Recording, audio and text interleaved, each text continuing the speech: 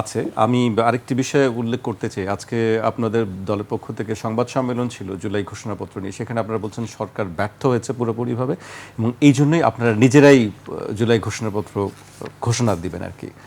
এই বিষয়টাই আপনাদের যদি একটু আমাদেরকে বলেন, সরকার ব্যর্থ হয়েছে তাই আপনারা। আপনার প্রশ্নের আগে কি একটু শান্ত জি ভাই? জি অবশ্যই। হ্যাঁ, বিষয়টা হলো যে শেষের পয়েন্টটা দিয়ে বলি যে আমরা এনবিআর এর সংস্কারের মাধ্যমে অর্থনীতির চাকা সামহাও স্লথ হয়ে গিয়েছে। I am Ox.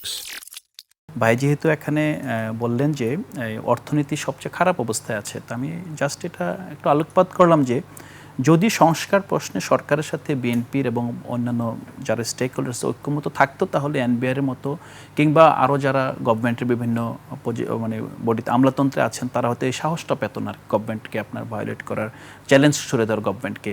তো আমি অবশ্যই এটা নির্দেশ করি না যে বিএনপি সেখানে যাবে কিংবা এনসিপি নেতারা যাবে, সেটা না। আমি করছিলাম যে ইকোনমির অবস্থা তো বিভিন্ন কারণে খারাপ হচ্ছে। না, সহযোগিতাটা আমি তো বললাম, সহযোগিতাটা হলো রাজনৈতিক শক্তি এখানে কি সহযোগিতা করবে? এনবিআর বা সচিবালয়? না, এটা আমি লিটারালি যে সহযোগিতা আমি তো স্পষ্টভাবে বললাম, সরকারের সাথে সংস্কার প্রশ্নে বিএনপির যেই মতবিরোধ এবং তাদের সাথে যে গণঅভ্যুত্থানকারী অন্যান্য শক্তির মাঝে যেই মতবিরোধের ফলে যে একটা স্পেস তৈরি হয়েছে, সেই যে একটা স্পেসের সুযোগে কিন্তু এখানে বিভিন্ন পক্ষ প্রতিনিয়ত এসে আপনার গভর্নমেন্টকে সাবোটেজ করছে। এইটাই বলার চেষ্টা করেছিলাম। ডেফিনেটলি সেটা আমরা এখানে যাওয়া কিংবা আপনারা যাওয়ার ইস্যু না। ইস্যুটা হলো যে গভর্নমেন্ট এখানে স্ট্রং না।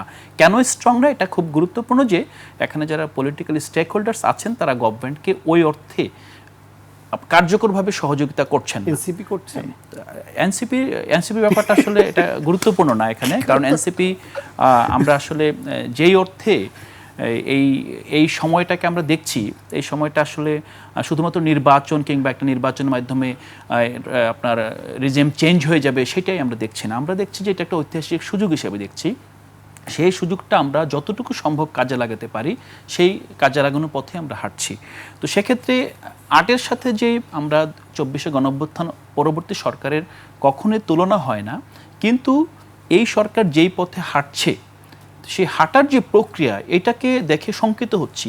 এই সরকার তো 111-এর পরের যে গভর্নমেন্ট যে সংসদের উপর তাকিয়েছিল যে সংসদ আমাকে বৈধতা দিবে, তো ইউনূসের গভর্নমেন্টকে ইভেন স্থায়ী কমিটির সদস্য জনাব সালাউদ্দিন সাহেবই কিন্তু বললেন যে গভর্নমেন্টের বৈধতা কিন্তু সংসদ থেকে আসবে, সো এখন থেকে গভর্নমেন্টকে এটা চিন্তা করে চলতে হবে। তো এই জায়গাটা কিন্তু একটা প্রচ্ছন্ন আপনার গভর্নমেন্টকে ইঙ্গিত দিচ্ছে যে যদি পরবর্তী সংসদ কোনো কারণে গভর্নমেন্টকে টুটি চেপে ধরতে চায়, এই সরকারের এই সময়কার যে তাদের কার্যক্রমগুলোকে তারা ধরতে পারবে। তো এখন আমরা তো এই জায়গায় গণঅভ্যুত্থানের পরে তো এই ম্যান্ডেট আসলে গভর্নমেন্টের, যেটা বলছেন যে আবারও আরেকটা পয়েন্ট যেটা বললেন যে সংস্কারের ম্যান্ডেট নিয়ে জনগণের কাছে যাব। সাপোজ বৈষম্যবিরোধী ছাত্র আন্দোলন, তারা তো জনগণের কাছে যাওয়ার কোনো রাস্তা নাই, তারা সংস্কার চায়।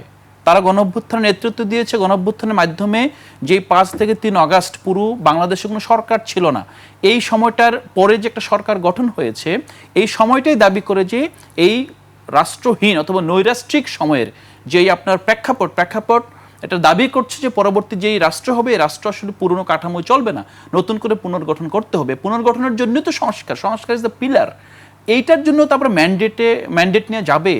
এটা কিন্তু সংস্কারকে এইভাবে যে আরেকজন নেতা বলছেন যে তোমাকে পাওয়ার জন্য হে সংস্কার আর কত সংলাপ করতে হবে, আর কত চাচক্র করতে হবে, ব্যাপারটা আসলে দেখেন এটা আমাদের অস্তিত্বের সাথে যুক্ত আছে। যেটা আপনি জুলাই সনদের কথা বললেন, যেটা আপনি প্রেক্ষাপটটা বললেন যে বৈষম্য বিরুদ্ধে শহীদ দিবসে জুলাই সনদ ঘোষণা করা যাচ্ছে না।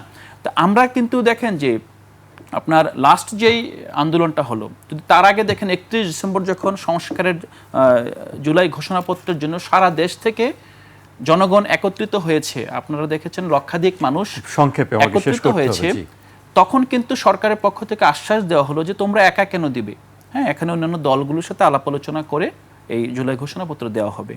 তখন কিন্তু আপনার ডিসেম্বর থেকে আমরা এখন আছি জুন মাসে আছি, এর ভিতরে আপনার অনেক আলাপ আলোচনা হয়েছে, কিন্তু লাস্ট যখন 30 কার্যদিবস চাওয়া হয়েছে যে 30 কার্যদিবসের মধ্যে জুলাই ঘোষণাপত্র দেওয়া হবে, সেটা কিন্তু পার হয়ে গিয়েছে আজকে 3য় কার্যদিবস। এখন তো আমরা বিট্রেড ফিল করছি যে গভর্নমেন্ট এই গণঅভ্যুত্থানকারী শক্তির সাথে বিট্রে করছে এবং গভর্নমেন্ট সামহাও এটার আবেদনটা কমিয়ে এমন একটা জায়গায় নিয়ে যাচ্ছে যাতে এটা নিয়ে আসলে জনগণের কাছে আর না যাওয়া যায়। তো সেই প্রেক্ষাপটে আমরা আজকে যেটা বলেছি যে ফ্যাসিবাদ বিরোধী সকল শক্তিকে সাথে নিয়ে, ছাত্র জনতাকে সাথে নিয়ে আমরা নিজেরাই, যদি জুলাইয়ের মধ্যে গভর্নমেন্ট তার প্রতিশ্রুত জুলাই ঘোষণাপত্র না দেয়, তখন আমরা নিজেরাই ঘোষণাপত্র দিব, যেটা আমরা 31 ডিসেম্বর দেওয়ার জন্য আমরা প্রস্তুত হয়েছিলাম। আমরা বরং যেই কাজটা আপনার আগে করা হয়েছে, করার জন্য প্রস্তুত ছিলাম, আমরা গভর্নমেন্টের সেটা 6 মাস পরে গিয়ে আপনাদেরকে করতে হচ্ছে, কারণ আমরা তো তাদের উপর আস্থা রেখেছিলাম যে তারা সবাই মিলে তারা হয়তো সেই আস্থার জায়গাটা অ্যামেন্ডমেন্ট নিয়ে আসবে, কিছু পরিবর্তন নিয়ে আসবে, কিছু বিষয় হারিয়েছেন, সংযোজন বিয়োজন করবেন, কিন্তু এটাকে একেবারে ধামাচাপা দিয়ে দিবেন, এটা তো আমরা চাই না। এই